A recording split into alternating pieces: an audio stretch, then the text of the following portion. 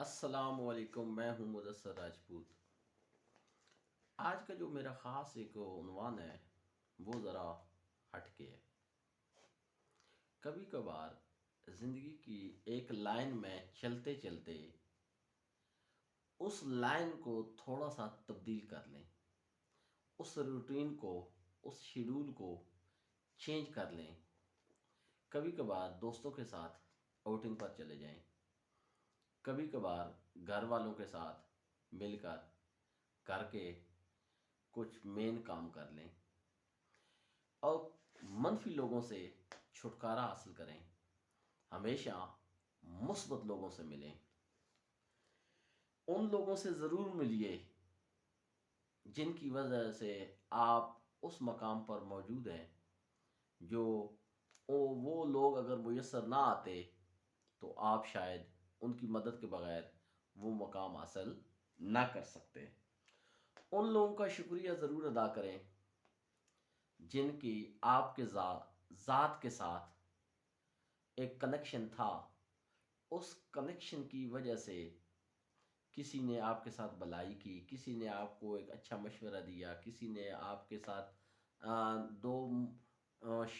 دو لفظ اچھے انداز میں بولے، جس سے آپ کی ڈھارس بندی، جس سے آپ کا حوصلہ بڑھا اور آپ نے وہ ٹارگٹ اچیو کر لیا۔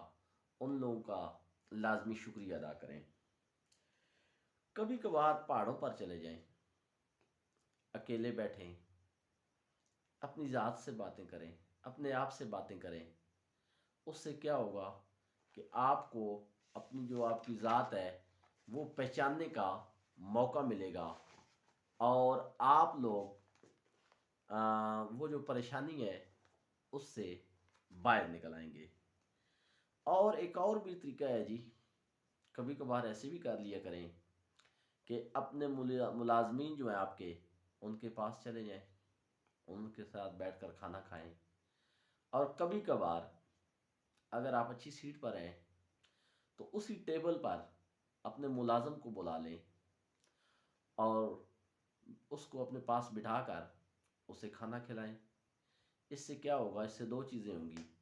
ایک تو آپ میں عاجزی آئے گی، دوسرا ملازم بھی آپ پہ خوش رہے گا اور اسے بھی احساس ہوگا کہ ہمارا جو ڈیزینیشن ہے اس کا فرق ہے، لیکن بطور انسان ہم سب ایک ہیں۔